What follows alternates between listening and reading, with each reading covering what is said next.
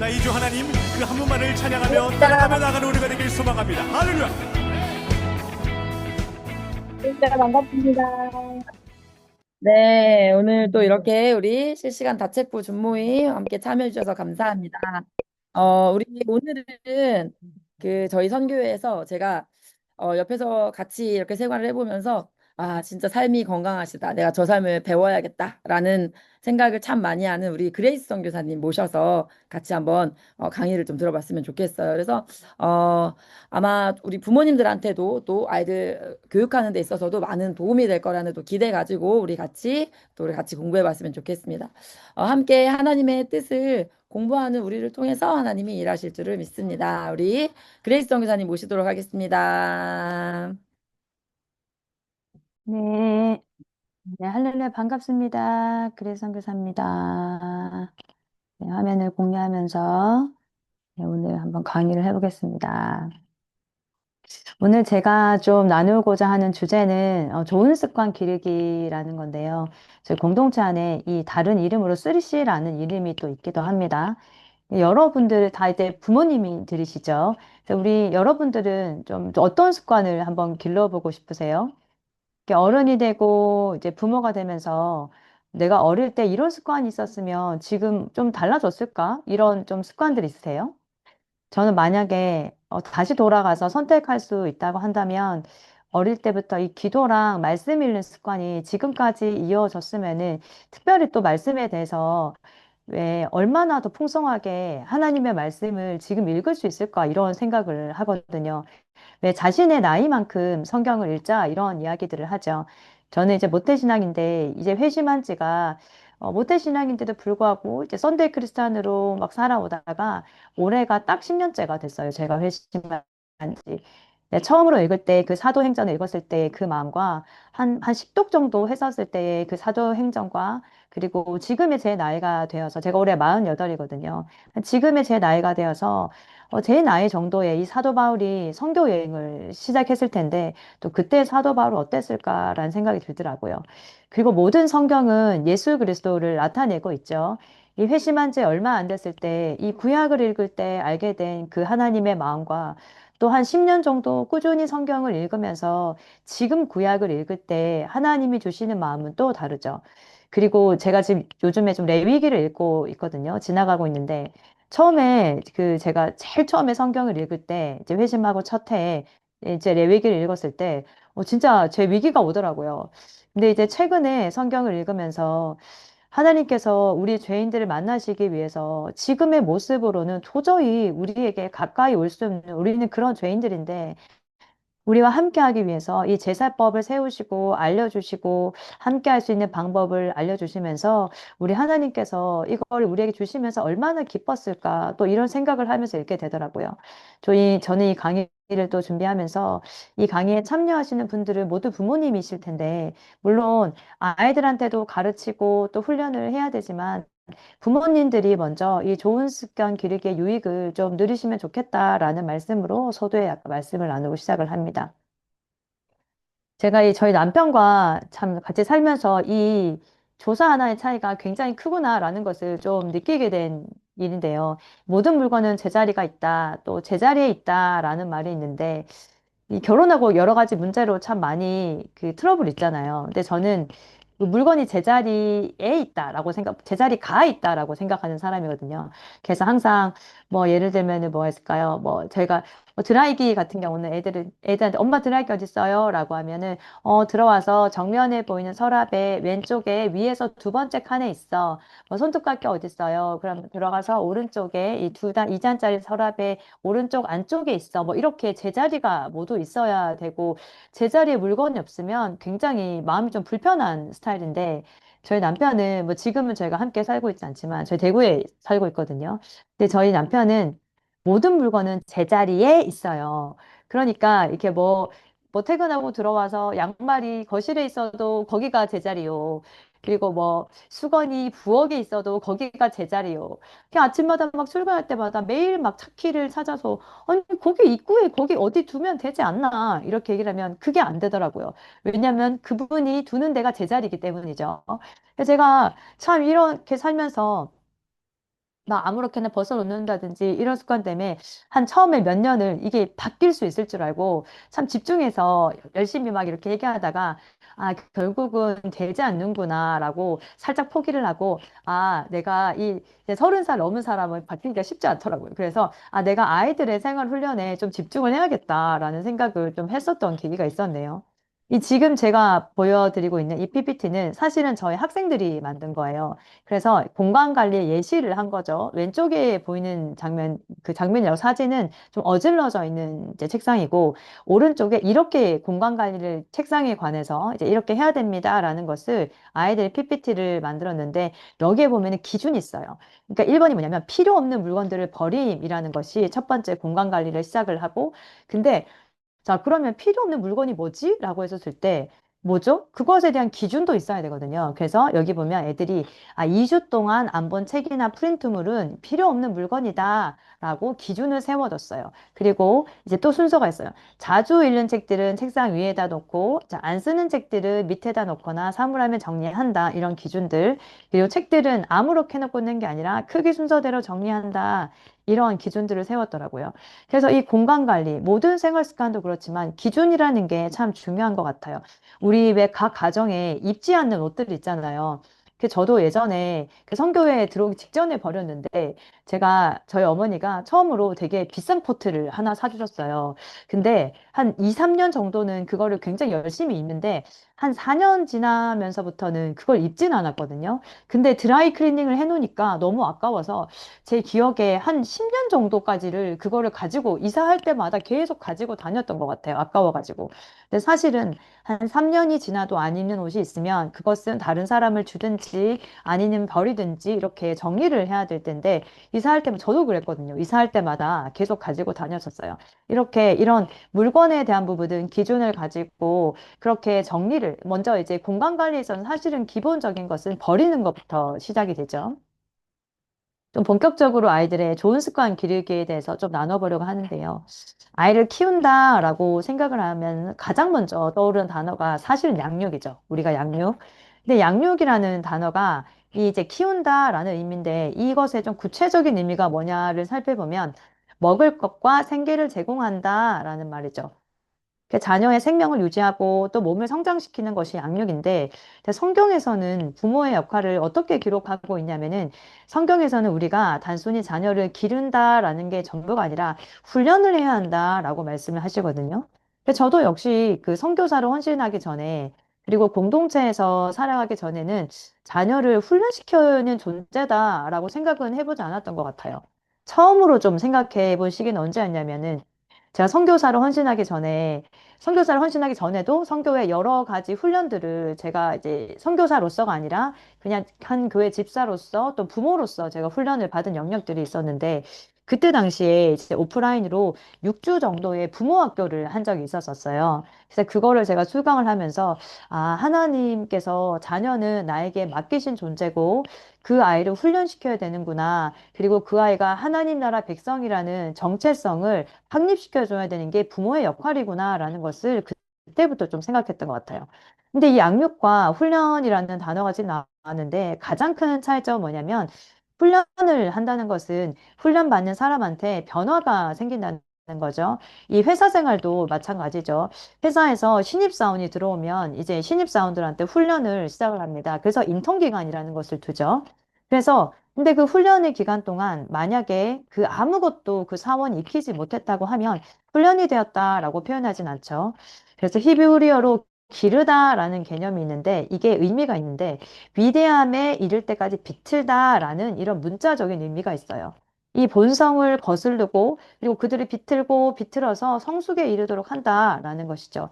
이 비트는 행위 자체가 부모가 진짜 결단해야 되고 진짜 단호한 노력이 좀 요구되고 특별히 어린 시절이 굉장히 중요한데 이 어린 시절이라면 언제를 얘기를 하는 거냐면 특별히 한 처음 태어나서 한 만 5년 그러니까 한 6살 정도까지가 굉장히 중요한 시기라고 할 수 있죠.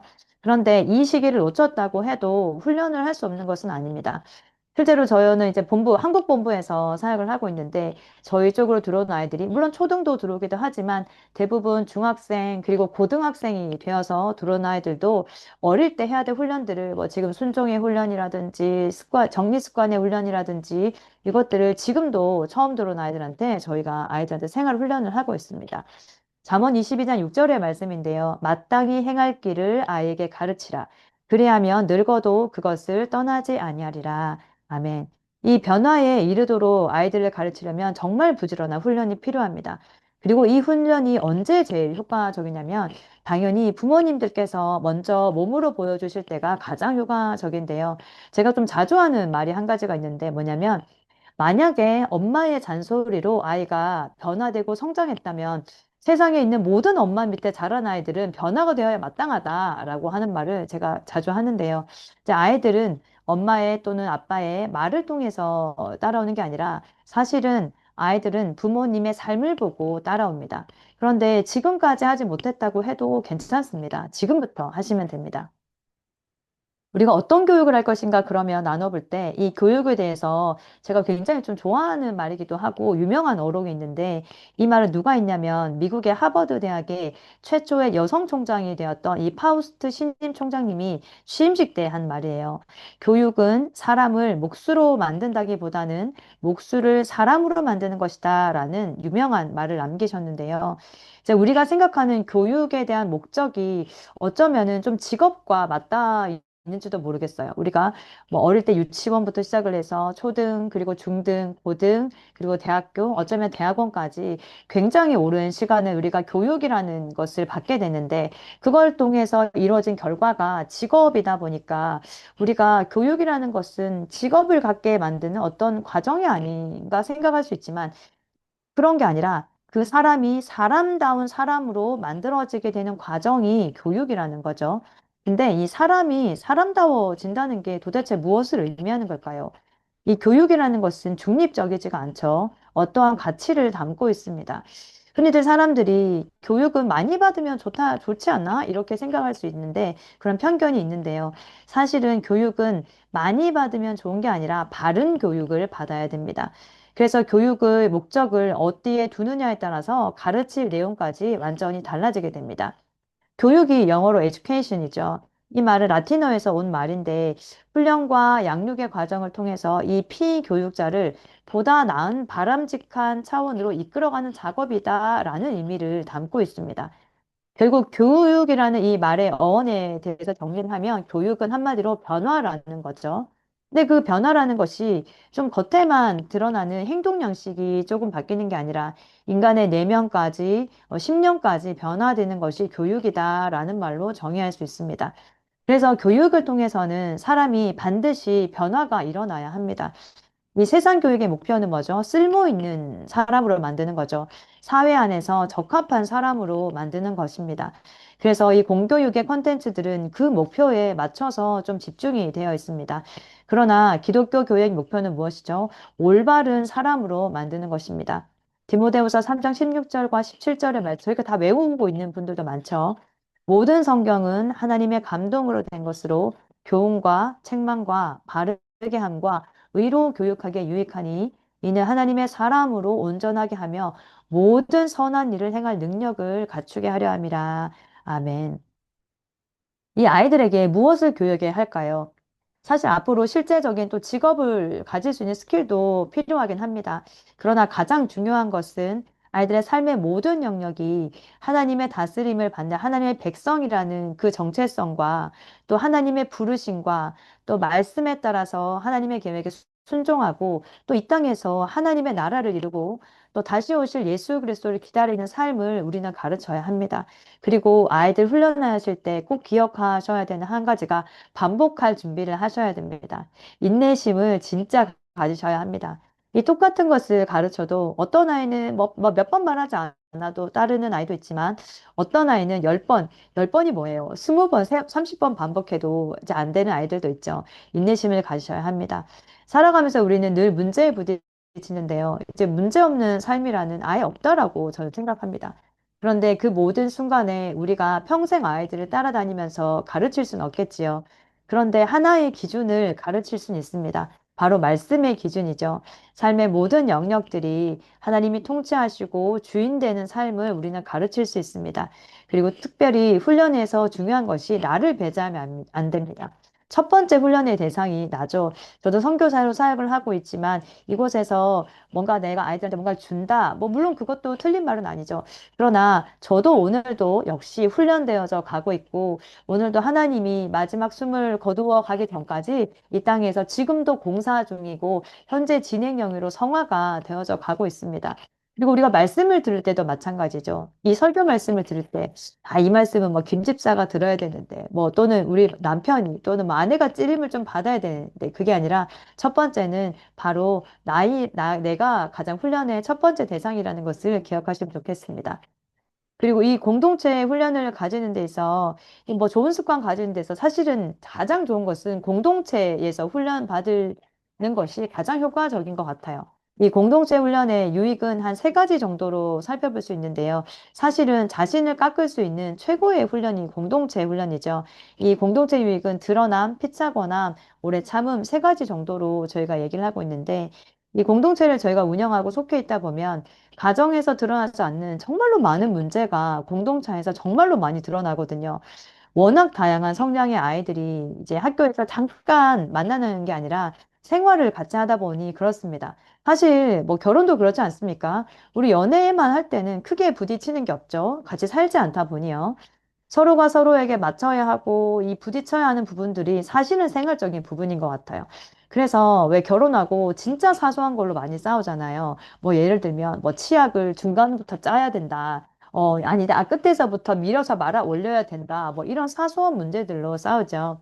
예전에 제가 한 선교사님의 간증을 들었는데 이 비누 사용하는 문제로 부부싸움을 하셔서 한 분이 심지어 집을 나오셔서 한국으로 왔다가 다시 돌아갔다는 얘기를 제가 본 적이 있거든요. 이게 뭔가 선교지에서 열방 선교에 대한 방법과 뭐 그런 것들로 싸울 것 같잖아요. 근데 뭐 어떤 사건이었냐면 이 아내 선교사님은 비누는 사용하고 난 뒤에 꼭 건조를 시켜서 말려야 된다. 이렇게 주장을 하셨고 이 남편 선교사님은 아니 비누가 뭐 그냥 사용하면 되지 무슨 상관이냐 해서 막 그냥 물에 잠기게 놔두고 막 이렇게 하신 거예요. 근데 그 결국은 선교지에서 그 부부가 싸우다가 그 아내 선교사님이 너무 화가 나셔가지고 남편이 끝까지 이렇게 자기 주장을 굽히지 않고, 물론 아내분도 마찬가지죠. 그 주장을 굽히지 않은 거죠. 그래서 결국은 그 선교지를 이탈해서 한국으로 돌아오셨다가 뭐 결국은 다시 돌아가긴 했지만 그런 이야기를 제가 들은 적이 있거든요.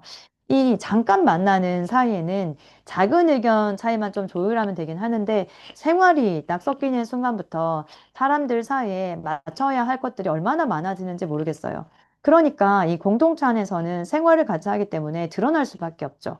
근데 공동체 안에서 아이들이 약한 부분이 드러났을 때 그것을 가지고 저희 이제 선교에서 막 애를 질책하기보다는 아, 이 친구가 이 부분이 하나님 앞에서 훈련받아야 될 부분이구나. 이 부분이 약하다는 것을 모른 채로 아, 이 어른으로 성장해서 30대, 40대에 그때 늦게 발견될 수 있었는데 아, 이 10대에 진짜 알게 하셨네. 이 부분을 우리 훈련을 시작하자. 이렇게 얘기하고 할렐루야라고 저희가 얘기를 하죠. 실제로 아이를 키우면서 여러분 어떤 걸 발견하셨어요? 내가 이렇게 저는 기질로 봤을 때 저는 다혈담집이거든요. 굉장히 우울과 점액이 하나도 없는 혹시 기질 테스트를 해보셨는지 모르겠어요. 저는 다혈 26, 담집 14 끝. 우울과 점액이 아예 없고 굉장히 이렇게 화가 많은 성격이에요. 그래서 제가 아이를 키우면서 와, 내가 진짜 이렇게 화가 많은 사람이었나? 내가 인내심이 이렇게 없었나? 이런 걸 발견하지 않습니까? 근데 사실은 정확히 얘기하면 아이 때문에 화가 난 게 아니라 내면에 내가 가지고 있는 그 성질인데 그걸 자극하는 사람이 없었던 거예요. 드러나지 않고 있다가 그 상황이 되고 자극이 되니까 그게 드러난 거죠. 그러니까 드러남은 진짜 은혜입니다. 그리고 기회입니다. 그리고 감사해야 됩니다. 그래서 공동체 유익이 드러남이 첫 번째이고요. 그리고 그것을 가지고 가정에선 드러나지 않고 감췄던 분들이 막 드러날 때, 그럴 때 감사해야 되죠. 드러났을 때. 그리고 하나님 앞에서 어떻게 하는 게 바른 것에 대해서 권면을 합니다. 그걸 피차 권함이라고 저희가 표현을 하고요. 근데 권했다고 해서 습관 하나 바꾸는 게 정말 쉽지 않죠.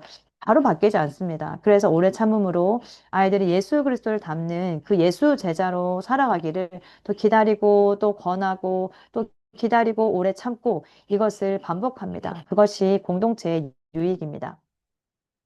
제 특별히 공동체 안에서는 특별히 생활과 관련된 이 커리큘럼이 있는데 그것을 3C라고 부르고요. 능력, 헌신, 소통 세 가지 정도로 저희가 얘기를 할 수 있는데 이 능력은 이제 힘이죠. 근데 어떤 힘을 길러줘야 하냐면 영역이죠. 경건의 능력입니다. 또 심력이죠. 마음의 힘입니다. 요즘에 마음의 힘이 없는 특별히 제가 입학 상담을 받고 하면서 요즘에 참 아픈 아이들이 얼마나 많은지 모르겠어요. 그리고 체력, 몸의 힘입니다. 지력, 생각하는 힘입니다. 여러분 혹시 부모님들 그거 아세요? 요즘 아이들이 가장 싫어하는 질문 뭔지 아세요? 뭐냐면은 얘들아, 한번 생각해 볼까? 이 질문을 아이들이 굉장히 싫어한다고 합니다. 정말 생각하는 게 힘인데 요즘에 생각하기를 얼마나 힘들어하는지 모르겠어요. 그리고 헌신입니다. 이 질서 안에서 속한다는 게 참 중요하죠. 규칙을 지킨 거. 그러니까 저희는 어릴 때 이제 교육을 받을 때 우리가 세상에 맞추는 교육을 받았는데 요즘엔 아이들도 가장 뭐 러브 열셀프라고 하고 그리고 뭐 네가 중요하지 이런 이제 세상의 사상들이 있다 보니까 내가 세상에 맞추는 게 아니라 세상이 나한테 맞춰야지 이런 생각들을 가진 아이들이 정말 많은데 그런 아이들이 공동체 안에서 있으면서 질서를 배우고 그 안에서 규칙과 그러니까 세상이 나한테 맞추는 게 아니라 내가 세상에 맞추는 연습을 하게 되거든요. 이 헌신이 그 가장 큰 목적이죠. 그래서 끝까지 약속을 지키고 나를 넘어서 타인을 위해서 헌신을 배우고 이웃사랑을 실천하는 것이 이 헌신의 파트이고요. 또 소통하는 능력이죠. 비전으로 하나 되는 거, 또 리더와의 소통과 팔로워와의 소통, 또 궁극적인 목적은 비전으로 우리가 하나 되는 거. 이것이 굉장히 중요한 파트라고 할 수 있습니다. 제가 좀 심플하게 정리를 이제 해봤는데요. 이게 실제로 저희가 공동체 안에서 훈련하고 있는 영역이에요. 이 첫 번째 과정은 나에서부터 너로, 그리고 우리로, 그리고 공동체까지 나에 집중되어 있는 에너지를 이제 우리와 공동체까지 이렇게 연결하는 이제 그 과정들인데 첫 번째 가는 예단 과정이라고 해서 이 나를 훈련하는 이름처럼 예수님을 담는 과정이고요. 오늘은 가정에서 좀 실천할 수 있는 것 중에서 예단 과정에 대해서만 좀 집중적으로 살펴보고 마무리를 할 텐데요. 그리고 뭐 2단계 같은 경우는 너와의 관계, 나를 알아가는 것, 그리고 너와의 관계를 훈련하는 파트. 그리고 세 번째로는 우리를 알아가는 것을 공동체가 무엇인지, 공동체에서 어떤 정신을 가지고 어떤 태도를 가져야 되는지, 그리고 마지막 파트 리더십 파트죠. 한 사람의 리더로 세워지기 위해서 어떤 훈련이 필요한지, 이제 이런 것들인데요. 특별히 이 관리 영역이라는 부분이 있는데 이 특별히 예단 관련해서 이 주어진 곳에 능률을 높이고 똑같이 주어지는데 누가 어떻게 관리하느냐에 따라서 좀 달라지는 영역이고요. 좀 습관을 들여야 된 영역이라고 저희가 표현을 합니다. 이 절제 영역, 예단 과정에서 절제 영역이 있는데요. 이건 뭐냐면 어느 정도 적당한지가 기준을 세우고 그 안에서 이 누리는 영역을 저희가 절제 영역이다라고 표현을 합니다. 그리고 공동체에 보통 입소했었을 때 가장 먼저 훈련을 하는 영역이 절제 영역이고요.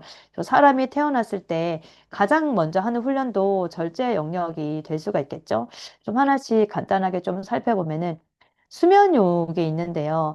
이 수면욕에 대해서는 수면의 의미가 무엇인가, 또 왜 하나님께서 우리에게 수면을 허락하셨나, 또 어떻게 절제할 건가, 또 성경에는 이 수면욕과 관련해서는 지나친 잠에 대해서는 게으름하고 연결하고 있는데 특별히 잠언이라는 성경에 보면은 이것에 대해서 굉장히 이제 깊숙이 들어가는 말씀들이 많죠. 또 게으름은 어떻게 다룰 건가에 대한 영역인데 수면은 저는 이렇게 정의를 했습니다. 새로운 하루를 시작할 에너지가 재충전되는 시간이다라고 전 정의를 했습니다. 창조주 하나님께서 우리에게 안식을 주셨고 그것의 하루의 형태가 수면이죠. 언젠가 우리가 이 땅에서 마지막 숨을 내쉬고 하나님의 나라로 돌아가면 영원히 하나님 나라에서 안식을 할 텐데 이 땅에서 그 안식의 한 형태로 저 이제 하나님의 지문이 묻어 있다라고 표현을 하는데요. 그 안식의 한 형태가 사실 수면입니다. 마치 저희가 잠잘 때 나 이거 했어. 뭐 기억하시는 분 아무도 없잖아요. 마치 죽은 것처럼 있다가 다시 아침에 되면 부활을 하는 것처럼 하나님께서 우리에게 우리의 삶 가운데 죽음과 부활과 안식에 대해서 심어 놓으신 것이 이 수면이죠. 그리고 특별히 가정에서 수면욕에 대한 질서를 잡아야 될 아이들이 많죠. 수면욕에서 제가 한 가지 포인트만 좀 말씀을 드리자면 일찍 자는 것도 참 중요하긴 한데 더 중요한 게 일찍 일어나는 것입니다. 이 수면 유도 호르몬이 있는데요. 하나님은 정말 저희 몸을 신묘막측하게 지으셨습니다. 눈을 떠서 15시간이 지나면 그 수면 유도 호르몬이 분비가 되거든요. 그래서 아침에 예를 들어서 6시에 일어나면 15를 곱하면은 저희가 21시가 되겠죠. 그래서 한 대략 저녁 한 9시, 10시 정도 졸리는 게 사실은 좀 정상이고요. 근데 만약에 집에서 애들이 뭐 방학 때든 아니면 공동체 속해이지 않을 때 10시에 일어났다고 가정을 해보면 10 더하기 15를 하면 25가 나오잖아요. 그러면은 그 시간이 새벽에 1시, 그러니까 새벽 한두 시가 10시에 일어나면 새벽 한두 시가 되어야 좀 졸리는 거예요. 그러니까 늦게 일어나면 또 늦게 잘 수밖에 없어요. 밤 시간은 사실은 하나님께서 뭔가를 해라라고 주시는 시간이 아니라 하나님께서 우리에게 안식을 위해서 주신 시간이고, 특별히 가정에 수면이 잘 잡히지 않는다면 집중해서 해야 될 훈련은 먼저 일찍 일어나는 훈련이 필요합니다. 그리고 일정한 시간에 일어날 수 있도록 관리를 해 주셔야 됩니다. 식욕 파트가 있는데요. 식욕과 관련해서 이제 가정에서 할 수 있는 훈련의 영역들은 사실 좀 기본을 지키는 것에 대해서 좀 제가 나눴으면 좋겠어요. 그러니까 좋은 것을 먹으려고 노력하는 것도 중요한데 건강하지 않은 습관을 끊는 게 굉장히 중요한 파트이거든요. 제가 아이들하고 어릴 때 좀 습관을 들였던 거, 지금도 저 좀 날씬한 편이죠. 뭐 다 전체가 보이진 않겠지만 제가 적용하고 있는 것들을 좀 소개를 해 드리라고 하면요. 일단은 굶지 않고, 왜냐하면 아침을 굶잖아요. 그러면 점심까지 배가 고파서 꼭 간식을 이제 주전부리를 또 먹게 되거든요.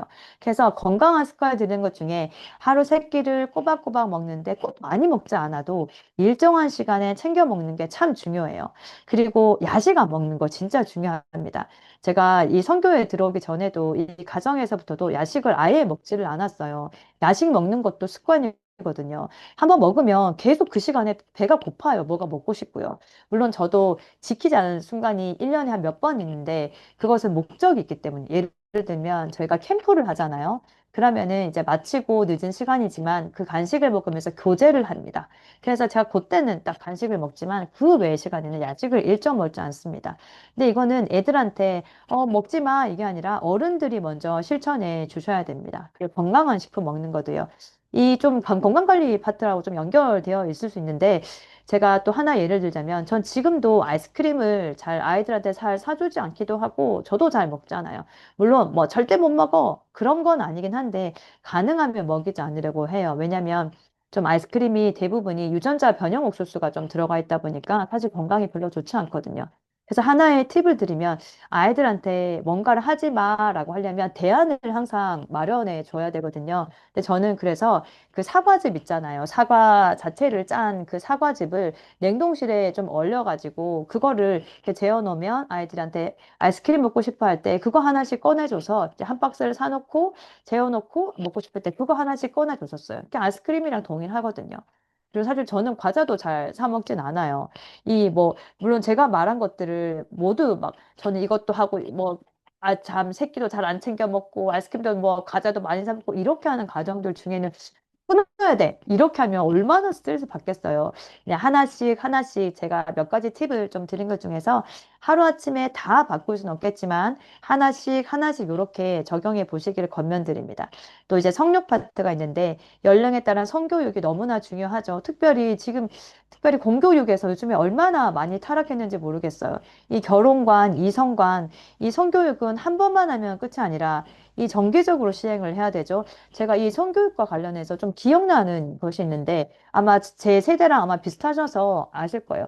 예전에 그 동거 문화가 갑자기 본격적으로 확 퍼진 어떤 계기가 있었는데 제가 아직도 기억나는 게, 저랑 아마 나이가 비슷하니까 아실 거예요. 예전에 그 옥탑방 고양이란 드라마가 있었어요. 근데 그 드라마가 방영되기 전까지만 해도 그렇게 대학가에 그 동거 문화가 막 드러내놓고 막 하진 않았었거든요. 그래서 제가 미디어 역량이 진짜 강력하다고 생각한 것이, 그 이제 드라마 한 편이 굉장히 아름답게 그려졌잖아요. 동거 문화가.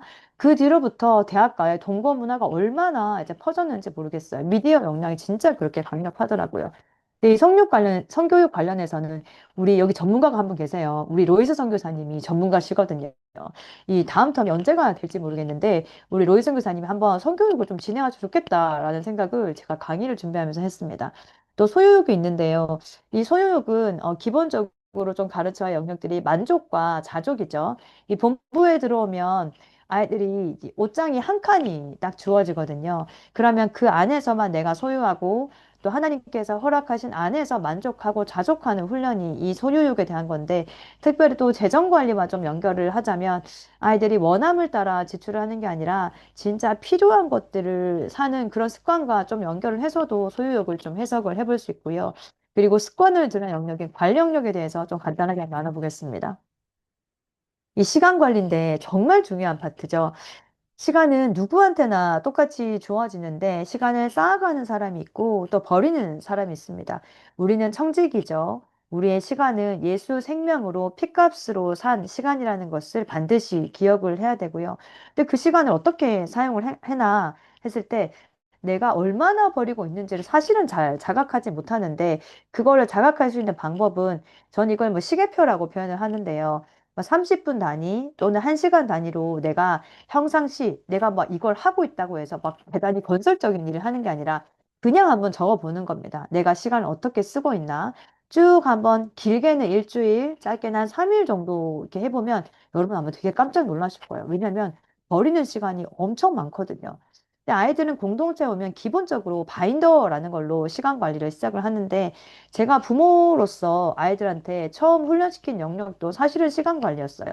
이 아이들이 초등학교 때부터 제가 훈련을 이제 시작을 했었고요.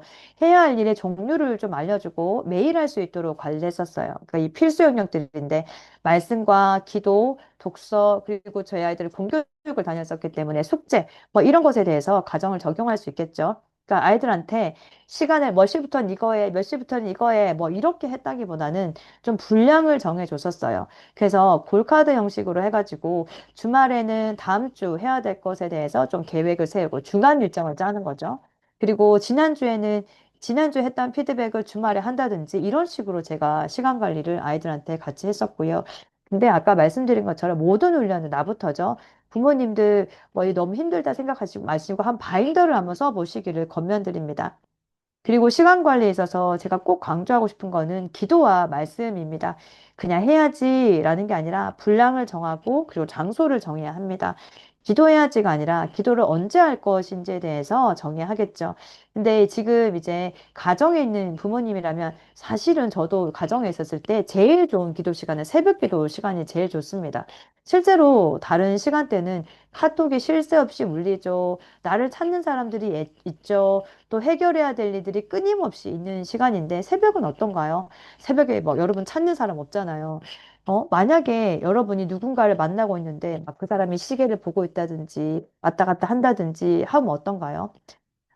별로겠죠. 그쵸? 하나님도 마찬가지입니다. 인격적인 하나님과의 깊은 교제를 누리시기를 축복합니다.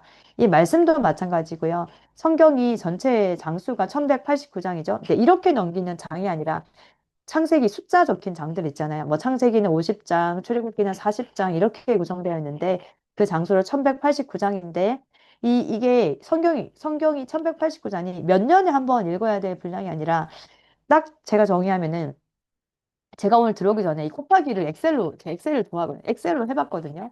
그러니까 하루에 평일날 월화수목금토 하루에 3장, 그리고 주일에 5장 이렇게 하니까 1199장 나오더라고요. 성경 1년에 1189장이거든요. 성경이. 그래서 평일에 토요일까지 하루에 3장, 주일에 5장 이렇게 읽으면 성경의 일독을 할 수 있는데, 저는 항상 그 1년 1월 달마다 그 해에 어떤 목표를 정합니다.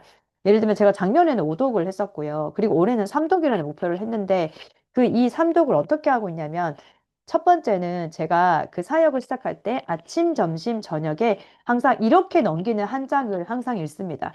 그런데 올해는 왜 목표를 좀 줄였냐면, 지금 저만의 주석이라고 해야 될까요? 그 저만의 성경에 대한 기록들을 하면서 읽고 있어요. 그러니까 그 장을 읽을 때 어떠한 구절과 단어와 문장을 읽을 때 하나님께서 그 딱 주시는 그 성경을 읽을 때마다 주시는 마음들이 있잖아요. 그래서 제가 엑셀로 뭐 쓰는 걸 좋아하거든요. 그래서 저는 항상 엑셀을 띄워놓고 시트를 만들어서 창세기 시트를 만들어서 창세기 일정에서는 이런 말씀을 주셨고, 지금 제가 레위기를 이제 넘어가고 있는데 레위기에서 뭐 번제, 화제, 뭐 화목제, 뭐 속건제, 속죄제 뭐 이렇게 하면서 거기에 대해서 하나님이 나에게 주셨던 말씀들을 지금 쭉 이렇게 기록하면서 또 외우고 싶은 말씀들을 말씀 그대로를 구절을 입력을 하면서 이렇게 읽고 있어가지고 조금 정독을 하고 있어서 조금 줄였고요. 그리고 영어 성경으로 일독하는 것들 그리고 제가 자기 전에 항상 완전히 잠들기 전까지 이제 자야지라고 마음 먹었을 때부터 자기 집까지는 계속 이제 제가 통근 성경이라고 아마 아실 분들은 아실 거예요. 그게 시대 순서대로 배치가 되어 있거든요. 그래서 예를 들면 그 공관복음이죠. 그 성경에 마테마가 누가복음 같은 경우에 똑같은 사건들이 있잖아요. 그거를 같이 읽을 수가 있어요. 마태복음, 마가복음, 누가복음에 공관복음에 어떠한 사건이 있으면 그걸 같이 이렇게 읽을 수 있으니까 또 너무 좋더라고요. 구약 성경 같은 경우도 역사 순서대로 읽어서 제가 또 저녁에 통큰 통독으로 읽고 이런 식으로 성경을 읽으면서 올해는 그렇게 목표를 정하고 했습니다. 그러니까 성경을 몇 도겠다가 중요하지 않지만 중요하죠. 그만큼 내가 하나님과 함께 하겠습니다라는 결단이기 때문에 혹시 이 중에서 내가 아직 올해 성경을 아직 제가 근데 어디 가서 부모 강의하면 제가 이거 꼭 해보거든요. 여러분 이 중에서 성경 작년에 1도 가신 분, 2도 가신 분. 근데 제가 진짜 깨달은 건 뭐냐면 성경을 생각보다 잘 안 읽으시더라고요. 근데 제가 왜 많이 안 읽으실까를 좀 고민하면서 어떻게 하면 읽을게 할 수 있을까 생각해 보니까 분량이 많다라고 생각해서 그러신 것 같아요. 근데 하루에 어, 이렇게 한 장 읽는데 몇 분이 걸리지 않아요. 그래서 내가 하루에 세 장을 읽는다고 하면 사실은 5분에서 한 10분, 그 정도의 시간만 내가 쓰면은 충분히 성경 일독을 할 수 있거든요. 그래서 혹시 이 중에 아직 이제 겨우 이제 2월 달밖에 되지 않았어요, 여러분. 진짜 은혜는. 지금부터 결단하셔도 진짜 늦지 않았어요. 그래서 올해는 꼭 성경 일독을 먼저 목표로 하나님과 말씀과 가까워지는 한 해 되시기를 여러분 축복합니다. 그리고 독서 습관도 이 가정에서 부모님들도 너무 중요하고 아이들한테 진짜 필요한 습관이죠. 이 아이들은 지금 청소년기에는 전도엽이 아직 완전히 발달되지 않았고 발달되기 시작하는 시기인데 사고와 논리와 계획과 그것을 담당하는 것이 전도엽이죠. 이 전도엽이 청소년기에 발달을 시작해서 성인에까지 이르러야지 완전히 발달을 하는데 이 전도엽을 자극하는데 가장 좋은 게 사실 독서죠. 결국은 어릴 때부터 책을 읽는 아이들은 커서도 읽고 어릴 때 독서의 습관이 잡히진 않은 아이들은 결국 커서도 읽는 게 쉽지가 않더라고요. 그래서 저도 지금도 뭐 사역으로 항상 바쁘지만 진짜 너무 바쁜 날은 아예 못 읽는 날도 있긴 있어요. 그런데 일상 가운데 꼭 한 챕터는 왜냐하면 한 챕터라는 것은 같은 주제로 되어 있거든요. 그래서 한 챕터는 읽으려고 진짜 애를 쓰고 있고 실제로 제가 많은 분들한테 얘기하는데 제가 머리 말릴 때 읽는 책이 있어요. 그래서 소제목으로 된 것들을 그 진짜 한 부분이라도 읽으려고 항상 왜냐면 머리 말릴 때 그냥 머리만 말리기 너무 아깝더라고요. 그래서 제가 그 작은 시간 관리인데 팁들이 있어요. 뭐 예를 들면 머리 말릴 때는 책을 읽고 그리고 아침에 화장하는 시간에는 제가 그 컨버세이션 그 이제 유튜브 항상 영상 영어 공부를 위해서 듣는 영상이 따로 있고 이렇게 뭔가를 할 수 있는 작은 시간을 놓치지 않고 그것에 뭔가를 그러니까 저는 5분 정도 있을 때는 아 이거 해야겠다 또는 10분 정도 있을 땐 이거 해야겠다 이렇게 떠오르는 일들이 있거든요. 그래서 그거를 묶어서 아침에 화장할 때는 내가 영어해야 대한 책을 이제 그거를 유튜브를 보겠다 뭐 이런 것들이 좀 있어요. 근데 그런 것들을 작은 시간이니까 뭐 흘려보내지 마시고 그 작은 시간이 모이면 굉장히 큰 시간이 되거든요. 하루에 30분만 모여도 한 달만 해도 15시간이 되잖아요. 굉장히 큰 시간이죠. 그거를 1년을 하면 엄청 큰 시간이란 말이에요. 그런 작은 시간들을 놓치지 않기를 여러분 축복합니다. 또 공간 관리가 있는데요. 주어진 공간을 어떻게 정리할 건가죠? 정리는 물건의 제자리를 만드는 것부터 시작인데, 제자리를 만들려면 일단은 버리는 것부터 해야 되고요. 그리고 저희 이제 선교에서는 청소에 대한 이제 를 한 문장으로 얘기를 하면, 청소는 더러운 것을 깨끗하게 하는 것이 아니라 깨끗함을 유지하는 것이다 라고 아이들한테 가르칩니다. 그리고 이 한 번 막 대청소하기가 너무 힘들 수 있잖아요. 그럴 때 눈에 보일 때마다 조금씩 정리를 하면 되거든요. 저도 뭐 사역이 바쁘다 보니까 뭐 방에 대한 구역도 한꺼번에 청소를 못 하더라도 이제 가정 훈련 기간을 기점으로는 한 번씩 대청소를 하고요. 그리고 집에 왔다 갔다 하면서 이번에는 여기 서랍장 한번 정리 한번 해볼까? 한 5분만 정리한다. 내가 오늘 5분만 시간 내야지. 이렇게 정리를 하고요. 또 예를 들면은 화장실 청소해야 되잖아요. 근데 막 저도 너무 다들 바쁘시죠? 저도 되게 바쁘거든요. 그래서 화장실 청소할 만큼 시간이 안 날 때가 진짜 많아요. 그럴 때는 어떻게 하냐면, 아, 오늘은 세면대만 청소를 해요. 또 내일은 바닥만 청소해요. 그리고 그 다음 날은 변기만 청소하고요. 오늘도 이제 점심 먹고 제가 오면서 오늘은 뭘 했냐면 그 거울 있잖아요. 거울만 닦았어요. 집에 있는 거울만. 뭐 이런 식으로 작게 작게 쪼개가지고 그때 할 수 있는 거를 쪼개면은 얼마든지 막 시간을 크게 내어서 막 화장실 하면은 시간이 많이 걸려야 되는데 그렇게 하면은 마음이 잘 안 먹어지더라고요. 저도 바쁘다 보니까. 그러니까 잘게 잘게 쪼개서 아, 오늘은 그냥 세면대만 아, 오늘은 그냥 바닥만, 오늘은 변기만, 아, 오늘 시간이 밥 먹고 나니까 올라가기 전까지 한 5분이 남네? 그럼 오늘 저기 뭐냐, 거울 한번 닦아야 되겠다. 이렇게 거울 한번 이제 닦고 가는 거죠. 그렇게 하면은 충분히 할 수 있습니다. 그리고 미루지 않는 습관. 그것도 중요해요. 작게 작게 자르고 나면은 미루지 않을 수 있거든요. 근데 크다고 생각하면 자꾸 미루게 되더라고요. 그리고 언어 관리인데요. 감사 훈련, 칭찬 훈련, 사과 훈련, 또 질문하는 거. 이 어떤 상황이 이렇게 어떤 생겼을 때 내 마음대로 판단하는 게 아니라 또 리더를 찾아가서 어떤 질문을 해야 될까라는 것도 되게 중요하죠. 핵심 말하기. 그러니까 막 돌려서 얘기하는 게 아니라 딱 정확하게 표현할 수 있는 것들, 그리고 표현하는 것들. 요즘 아이들 어떻게 표현해야 될지 잘 모르더라고요. 그리고 버려야 할 말들, 또 부정적인 감정 표현하는 거. 부정적인 감정이 꼭 나쁜 건 아니잖아요. 그걸 표현할 수 있어야 되죠. 그리고 경어를 쓰는 것들. 저희 공동체에는 애기들이 있는데 공동체에서 자녀들 중에 아마 반말 쓰는 아이들 아무도 없을 거예요. 근데 저도 사실은 그 가정에 성교에 들어오기 전에는 저희 아이들이 저한테 반말을 썼거든요. 근데 어디 있는 자가 진짜 중요한 게 여기 딱 성교에 들으면서 저희 둘 다 아이들이 어머니라고 이제 표현을 그 높임말을 쓰기 시작을 하더라고요. 근데 이것이 어디서 있느냐가 참 중요한 것 같아요. 저희 공동체에 소망이라고 클라라 성교사님 넷째인 그 굉장히 귀여운 아기가 있어요. 근데 얼마 전부터 말을 막 하기 시작하는데 엄마, 아빠 이렇게 하다가 얼마 전부터 엄마이, 아바이 이렇게 어머니, 아버지를 얘기를 하는 거거든요.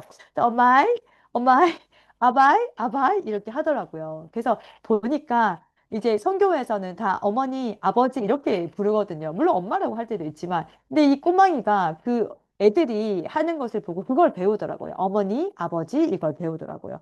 경어 습관 굉장히 중요하죠. 존칭을 사용하는 것들, 그 요청하는 말.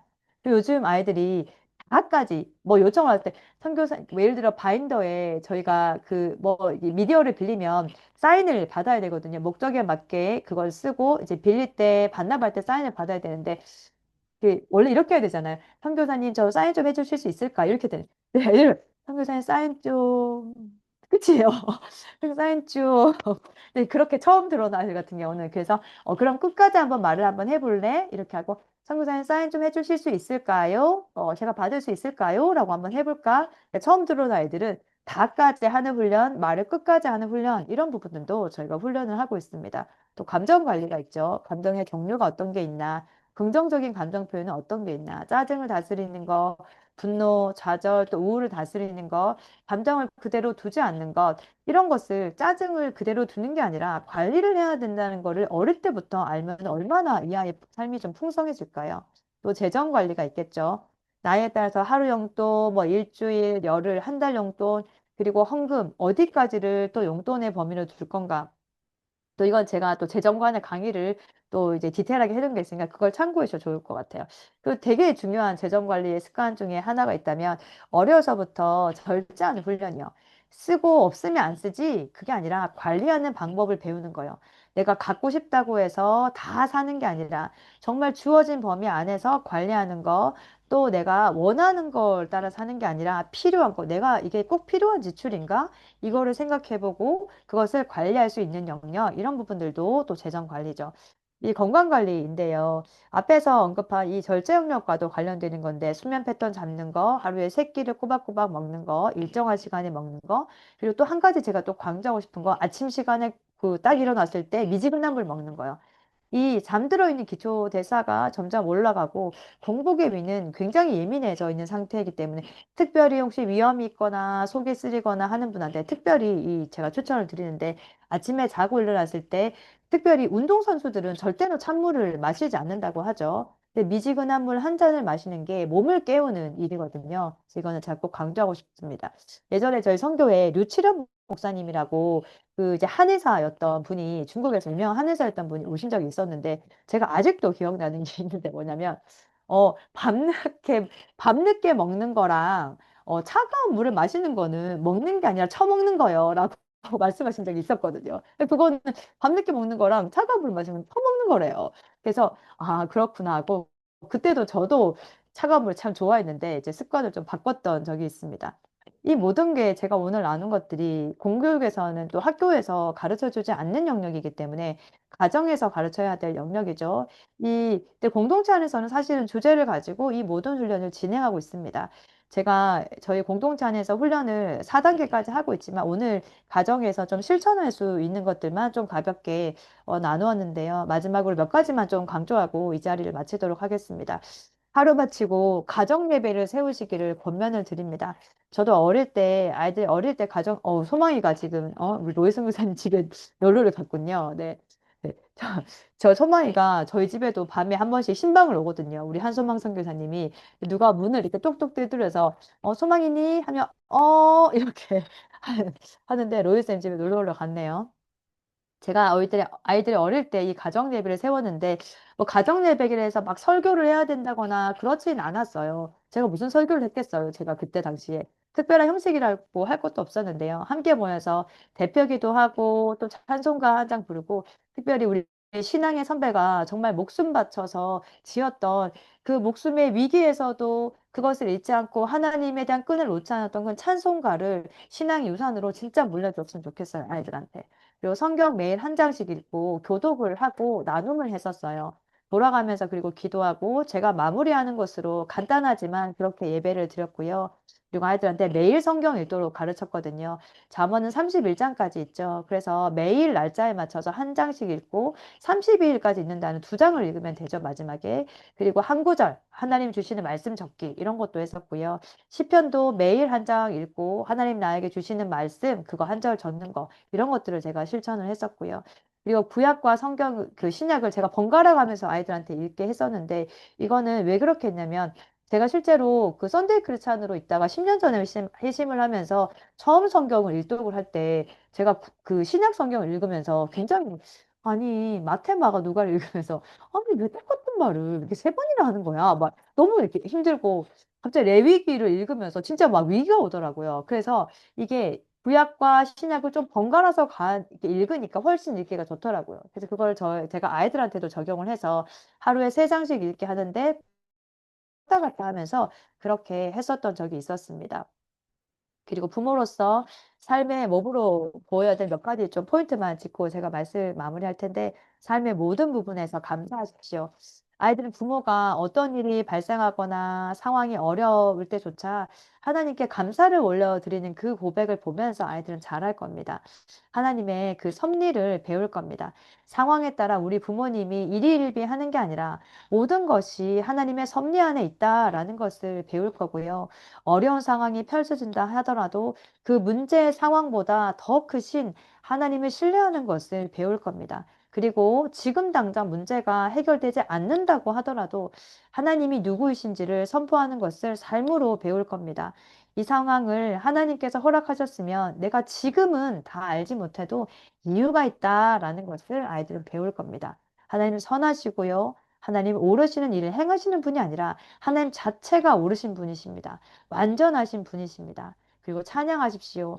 찬양할 만한 상황이 일때뿐만 아니라 도저히 찬양이 나오지 않는 그 상황 하에서도 하나님이시라는 사실은 여전히 변함이 없습니다. 하나님은 찬양받아 마땅하신 분이십니다. 예배하십시오. 수요일과 주일에 드려지는 그 예배만 예배가 아니라 삶의 모든 부분에서 예배를 드리십시오. 영성의 좋은 습관과 태도가 삶에서 묻어나기를 축복합니다. 우리 모든 여기 있는 부모님의 자녀들이 제자가 되길 원합니다. 제자는 스승의 삶을 보고 따라가는 자들인데요. 학생은 가르치만 받지만 배우지 못할 수 있고요. 그러나 제자는 배우고 스승을 닮아갑니다.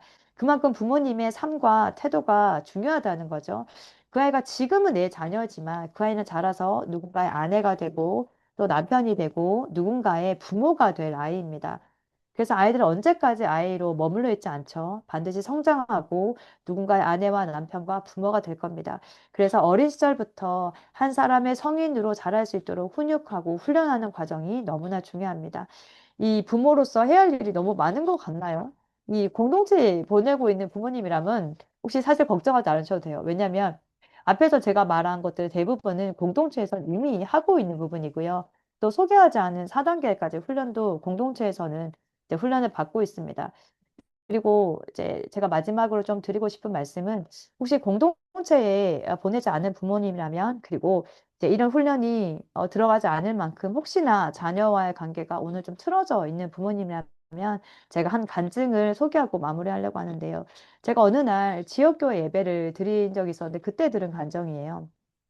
이 한 교수님께서 간증하셨는데 어느 교회 가서 부모 자식 간에 사실 늦은 때는 없다. 아무리 늦은 것 같더라도 고맙다는 말, 미안하다는 말, 사랑한다는 말을 해라. 이제 이런 말씀을 나누고 어떤 나이가 지긋한 한 장로님이 이미 장가를 가고 또 자식을 낳고 있는 자녀한테 아, 내가 이걸 좀 실천을 해야겠다라고 생각을 하시고 이제 전화를 한 거예요. 이미 장가하고 장성한 아들한테 전화를 했어요. 그리고 이제 통화를 해서 이제 어르신이 어떤 말을 하셨는데 갑자기 방에 들어가서 너무 크게 운 거예요. 그래서 이 아내에 대한 며느리가 너무 이상하니까 시아버지 어르신한테 전화를 했죠. 그래서 아, 아버님, 저희 남편이 방에 들어가서 너무 크게 울고 있는데 혹시 어떠한 대화를 나누셨을까요? 라고 이제 물으니까 이 어르신이 뭐라고 했냐면 별 얘기는 하지 않았어. 뭐 그동안 잘해주지 못해서 미안해. 그리고 너무 사랑해. 이런 이야기를 했다는 거예요. 이 아들은 이미 어른이 되었고 자식도 있었지만 그 한마디에 마음이 녹은 거예요. 사실 우리가 바라는 게 그런 거죠. 뭐 구구절절 뭔가를 말하는 것보다 진심이 통하는 그 한마디가 우리 관계의 회복이 거기서부터 시작을 되는 거죠. 이 부모로서 이 자녀에게 나쁜 거 주고 싶은 부모가 어디 있겠어요. 우리 자녀들도 자녀가 처음이지만 여러분 너무 수고 많으셨어요. 우리도 부모가 처음이었잖아요. 그죠? 이 잘하고 싶은 마음에 아이들한테 했던 것이 때로는 실수도 있었고 또 미안한 마음이 있지만 마음은 있는데 어른이다 보니까 또 미안하다 얘기하지 못한 것도 있고 그러나 그 순간에 하나님께서도 다 알고 계십니다. 먼저 부모님들께서 말씀과 기도로 하나님과의 온전한 관계의 회복이 있기를 축복합니다. 그리고 그 사랑을 내가 회복된 뒤 아이들에게 그 사랑을 흘려보내는 가정 되시기를 제가 기도하겠습니다. 오늘 강의는 여기까지 하겠습니다. 감사합니다.